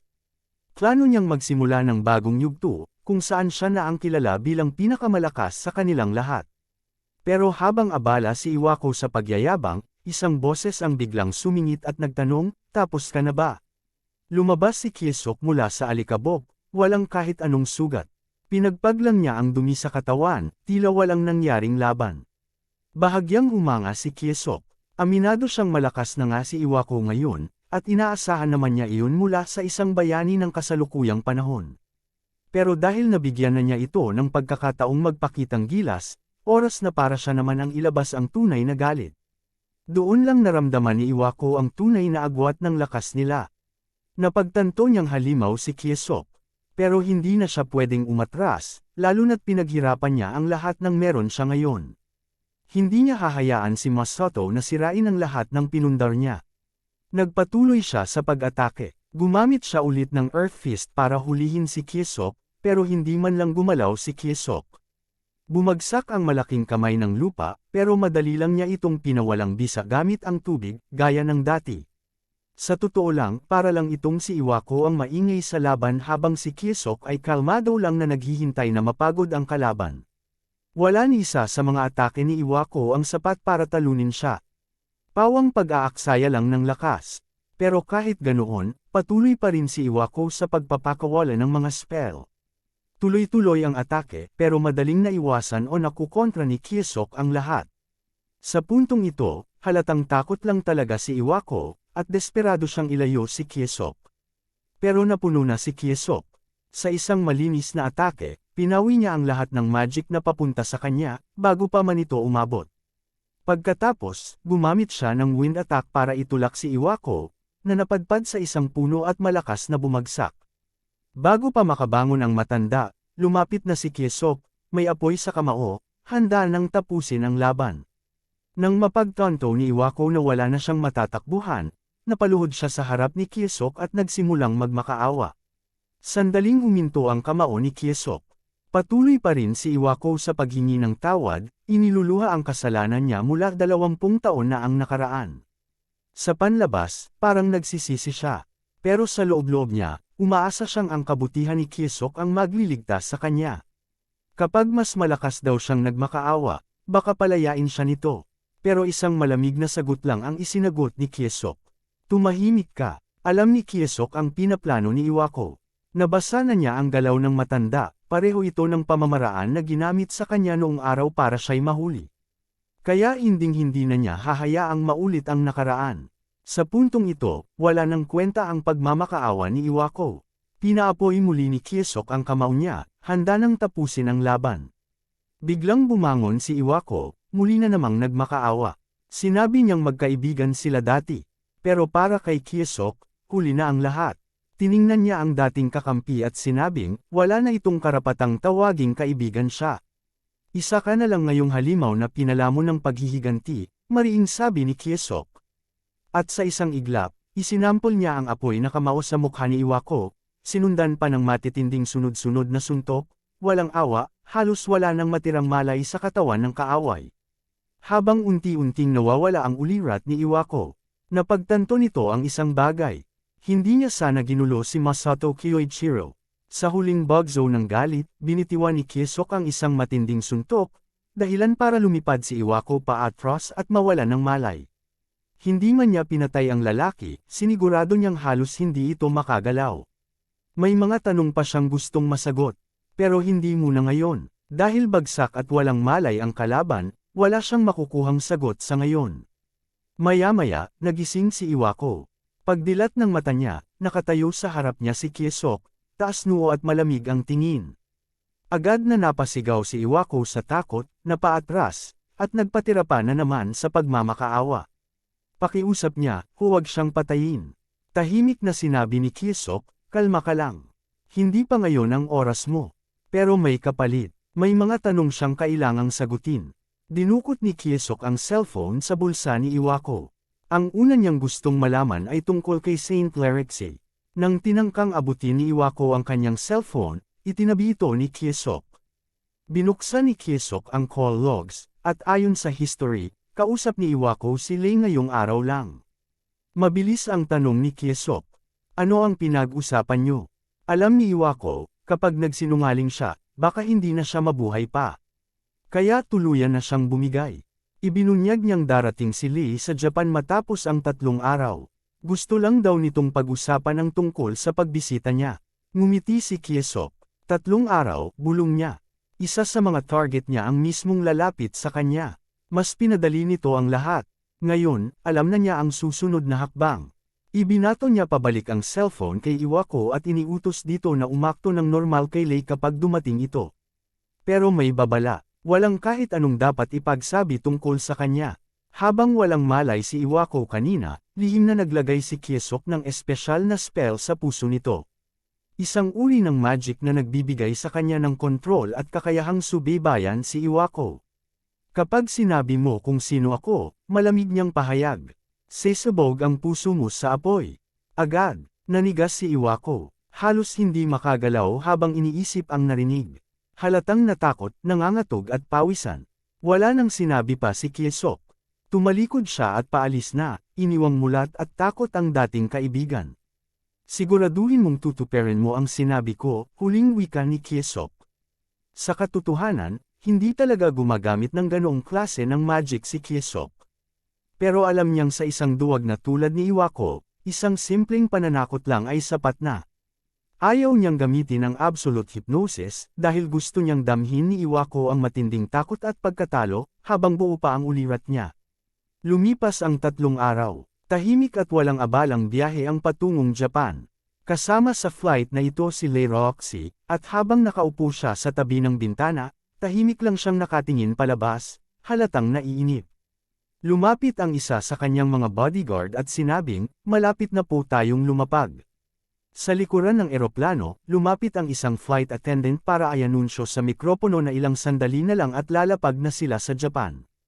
Ngunit bago pa siya makatapos magsalita, bigla siyang napasigaw sa mikropono. May nangyari, isang grupo ng armadong lalaki ang biglang umatake at tinutukan siya ng baril. Isa sa mga hijacker ang agad tumutok ng baril sa mga pasaherong walang laban, sabay utos na, humiga kayong lahat sa sahig. Pero tumayo si Lei Roxy nang walang pag-aalinlangan. Habang nagpapanik ang iba, lumakad siya palapit sa likod ng eroplano. Mabilis ang galaw, sa isang iglap, sinunggaban niya ang kwelyo ng isa sa mga lalaki, gamit ang mahika para ibagsak ito sa sahig. Bago pa makakilos ang iba, tumakbo siya papunta sa lalaking may hawak sa flight attendant, at isang mabilis na suntok gamit. Ang palad ang nagpatambas sa kalaban. Sa loob lang ng ilang segundo, bagsak na agad ang dalawang hijacker. Lahat ng pasahero ay napaangat ng tingin at nakita si Lei Roxy na nakatayo sa gitna, kalmado at matatag, habang nakahandusay sa paligid niya ang dalawang walang malay na kriminal.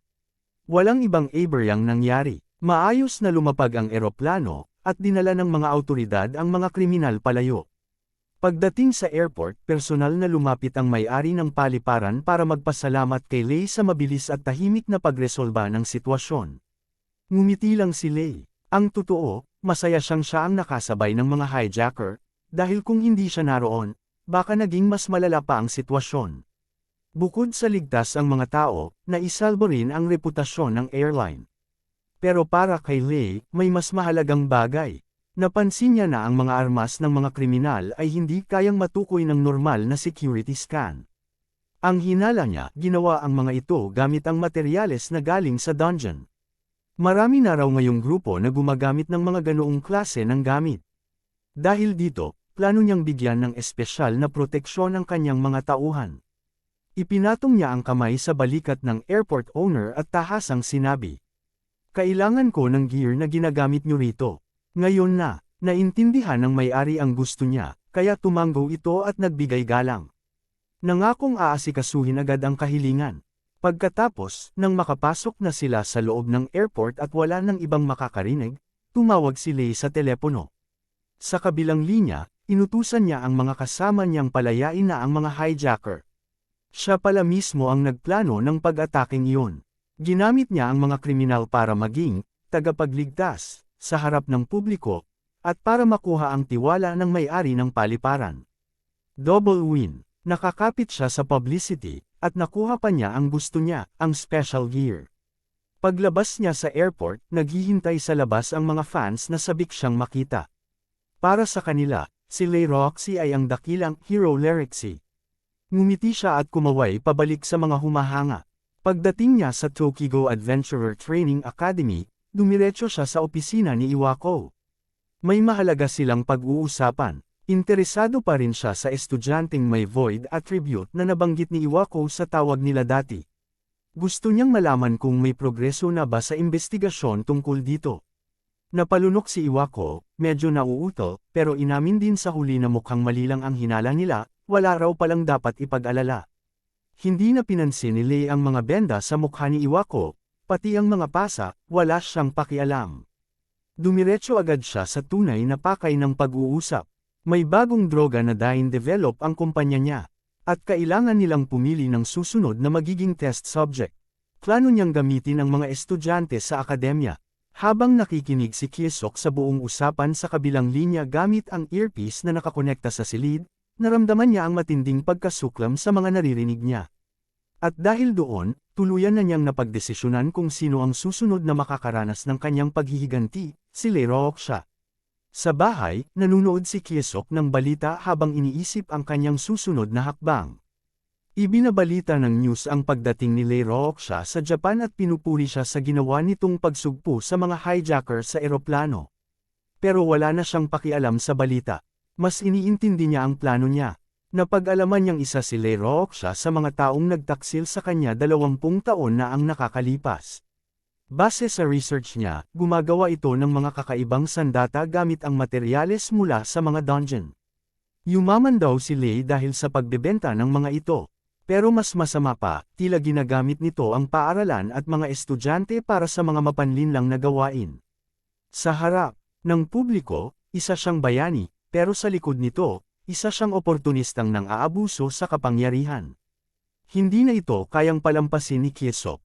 Habang papunta siya sa paaralan, iniisip niya kung paano makakalapit kay Lei. Gusto niyang maghiganti, pero hindi niya alam kung paano siya makakapasok. Dahil nakikialam na si Lei sa eskwelahan, mas mahigpit na ngayon ang seguridad. Kaya sa ngayon, ang tanging magagawa niya ay ang magmasid at maghanap ng pagkakataon. Habang naglalakad siya sa hallway, nasalubong niya si Asahi na agad siyang binati. Napansin nito ang artikulo sa phone ni Kiesok tungkol kay Lei Roxy at sinabi nito kung gaano niya hinahangaan si Lei. Habang nagkukwentuhan sila, nabanggit ni Asahi ang dakilang ahas ng Changshan, isang kilalang clan na si Lei mismo ang nagtatag. Ayon sa kanya, karamihan sa mga miyembro ng clan ay malalakas, at malamang na ang mga lalaking nakaitim na nakita nilang kasama ni Lei ay mula rin sa grupong ito. Marami raw sa mga estudyante ang gustong sumali sa clan na ito o kaya'y sa militar. Tinanong siya ni Asahi kung may balak ba siyang sumali. Sa una, gusto sana niyang sabihing wala, pero naisip niyang baka ito ang paraan para makalapit siya kay Lei. Doon niya naisip ang bagong plano. Nagpasalamat siya kay Asahi sa didirektang pagtulong at umalis. Wala man siyang naintindihan sa ibig sabihin ni Kiesok, natuwa pa rin si Asahi na nakatulong siya. Samantala, sa opisina ni Iwako, abala ito sa trabaho nang biglang tumunog ang kanyang cellphone. Napapitlag siya sa takot at sinagot ito. Si Kiesok pala ang nasa kabilang linya. May hinihingi itong pabor na may kinalaman sa susunod na pag-contact ni Lei. Sa isang lihim na laboratorio, abala ang mga taong naka-laboratory coat sa paligid habang may isang estudyanteng nakaluhod sa sahig, nakatali at halatang nahihirapan. Bumukas ang pinto at pumasok si Lei Rooksha. Sa mapang-asar na tono, tinanong niya ang estudyante kung kumusta na ito. Nagmakaawa ang bata na tigilan na ang pag-injection sa kanya ng kakaibang gamot. Pakiramdam niya'y mamamatay siya kung itutuloy pa ito. Tinadyakan siya ni Lei at sinabing tigilan na ang reklamo. Kung magiging matagumpay ang gamot, magiging mas malakas daw siya. Ang kailangan lang niyang gawin ay magpakatatag bilang lab rat. Pumalakpak si Lei, at agad lumapit ang dalawang researcher sa estudyante. Tinurukan ulit siya ng gamot. Pilit na umaatres ang estudyante habang sumisigaw, pero nang pumasok sa katawan niya ang gamot, nagsimula siyang magsuka, humiyaw, at sa huli napatahimik. Nawalan siya ng kakayahang magsalita. Mukhang kung hindi bihasa sa mahika ang pasyente, hindi yung epekto ng tama ang gamot. Kulang pa sila sa datos kaya kailangan pa nilang humanap ng mas maraming test subject. Para makakuha ng mas malalakas na test subject, naisip nilang mag-recruit muli para sa Great Snake of Changshan Clan. Ngunit ang tunay na layunin ay gamitin ang mga recruit bilang bagong eksperimento. Tumawag si Lei Rooksha kay Iwako para tanungin kung naaalala pa ba nito ang kanilang pinag-usapan noon tungkol sa mga test subject. Sa pagkakataong ito, kailangan daw niya ng taong bihasa sa mahika, at gusto niyang mamili si Iwako ng ilang estudyante mula sa academy na maaaring gamitin para sa kanilang eksperimento. Pero imbes na pumili agad, nagbigay si Iwako ng mungkahi, imbes na patagang kumuha ng estudyante, mas mabuting magdaos ng selection sa loob ng academy. Sa ganitong paraan, makakahanap sila ng mga may potensyal nang hindi nakakakuha ng hinala. Napangiti si Lei Rooksha sa ideya at agad nagsimulang magplano kung paano ito isasagawa. Pagkatapos ng tawag, napabuntong hininga si Iwako. Natupad na niya ang hiling ni Kiesok. Kinabukasan, isa sa mga personal na bantay ni Lei Rooksha ang nag-anunsyo sa mga estudyante. Sinabi nitong magkakaroon ng selection exam ang Great Snake of Changshan Clan para sa mga gustong maging bagong miyembro. Nagkagulo sa tuwa ang mga estudyante. Isa itong bihirang pagkakataon para mapasama sa isang kilalang clan. Habang ang iba'y abala sa excitement, si Kiesok ay tahimik lang na ngumiti. Mukhang nahanap na niya ang daan para makalapit kay Lei. Sa araw ng pagsusulit, nagtipon ang mga estudyanteng interesado sa sports field ng paaralan. Naroon din ang personal na gwardya ni Lei Rooksha para ipaliwanag ang mga patakaran ng pagsusulit. Habang nakikinig si Kiesok, napagdesisyonan niyang kailangan niyang pumasa sa exam na ito para makapasok sa clan at mapalapit kay Lei. Hindi na siya pwedeng manatiling tahimik tulad ng ginawa niya noon kay Iwako. Kailangan niyang makuha ang atensyon ni Yang Xinyu, ang kanang kamay ni Lei, pati na rin ng ibang taga-suri. Para magawa ito, plano niyang ipakita ang tunay niyang lakas. Matapos ang paunang anunsyo, nagtungo si Kiesok sa gilid ng field para maghintay ng formal na simula ng exam. Habang nagpapahinga siya, lumapit si Asahi at binati siya. Inamin ng dalaga na sasali rin siya sa pagsusulit, bagay na hindi ikinatuwa ni Kiesok. Gusto niyang huwag nang madamay si Asahi sa kaguluhang ito. Alam naman ni Asahi na hindi siya kasing lakas ng ibang estudyanteng sasali, pero may sarili siyang dahilan kung bakit gusto niyang subukan. Gagawin daw niya ang makakaya, at sabay nitong binati si Kiesok ng good luck. Nagsimula na ang pagsusulit. Ang unang bahagi ay isang test sa magical power. May inilabas ang mga gwardya na isang orb na kayang sukatin ang taglay na mahika ng isang tao. Isa-isang lalapit ang mga estudyante, ididikit ang kamay sa orb, at ilalabas ang kanilang enerhiya. Batay sa liwanag ng orb, bibigyan sila ng grado. Ang unang grupo ng mga lumapit ay hindi naman kahanga-hanga. Binibigyan lang sila ng average na marka ng examiner. Pagdating sa turn ni Kiesok, lumapit siya ng may kumpiyansa, hawak ang kanyang ID card, at ipinakita ito sa taga-suri. Hindi naman natuwa ang examiner nang makita ang ranggo ni Kiesok, level 30 void user. Sa totoo lang, mababa ang inaasahan nito sa kanya. Pero laking gulat niya nang biglang nagpakawala ng napakalakas na enerhiya si Kyesok. Lumiwanag ang orb ng sobra, halos mabulag ang mga taong nasa paligid. Hindi sila makapaniwala sa lakas na pinakita niya, at yun pa lang ang unang test. Tahimik na lumayo si Kyesok matapos siyang bigyan ng S-grade ng examiner sa unang bahagi ng pagsusulit. Ang susunod na bahagi ay Magic Skills Test, kung saan kailangang ipakita ng mga estudyante ang kakayahan nila sa paggamit ng kani-kanilang elemento. Una, nagpalabas si Kyesok ng tipak ng lupa, isang simpleng spell na kaya ng karamihan. Pero hindi doon nagtapos. Sumunod siyang nagpakita ng bola ng tubig, bagay na ikinagulat ng ilan.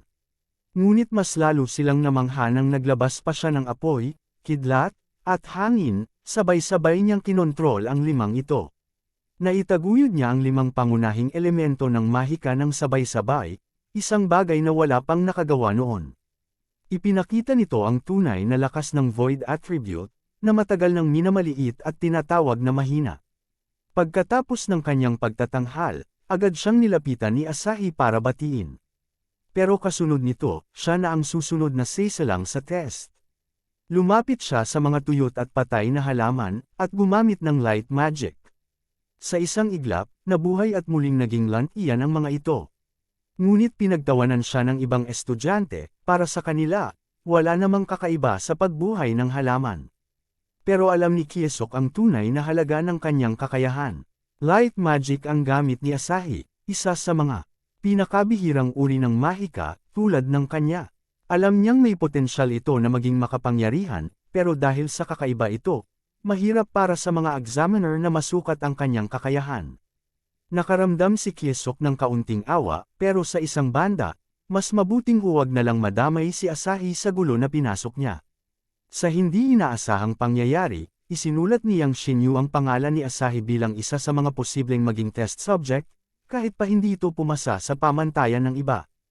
Pagkatapos ng lahat ng tests, ang huling bahagi ng exam ay isang one-on-one duel laban sa mga examiner.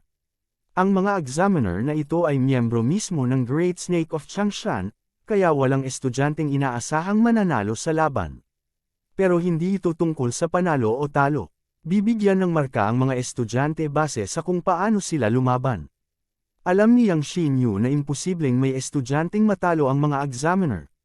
Pero nang tawagin na si Kyesok, itinapat siya sa isa sa mga pinakamatipunong guro sa pagsusulit.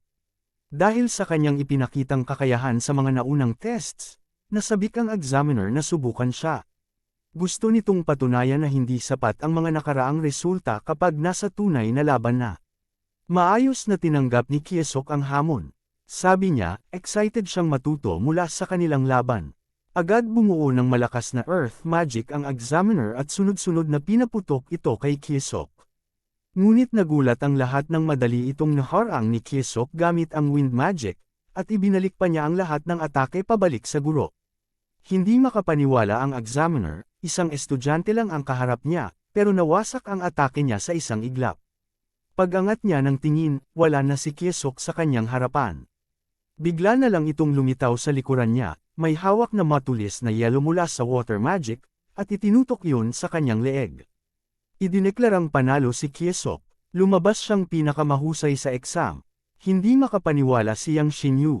Paano kaya nagawa ng isang estudyante na talunin ang miyembro ng kanilang clan?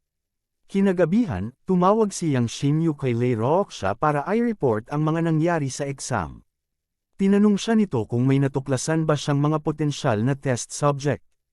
Ibinahagi niya na meron nga, isang estudyante na lumampas sa lahat ng inaasahan sa pagsusulit. Malinaw na Void Attribute ang gamit nito. Pagkarinig pa lang ni Lei Rooksha ng Void Attribute, agad niyang inisip na baka ito ang estudyanteng pinag-uusapan noon ni Iwako. Ngayon, kumpirmado na sa kanya na hawak na niya ang isang napaka-interesanteng guinea pig.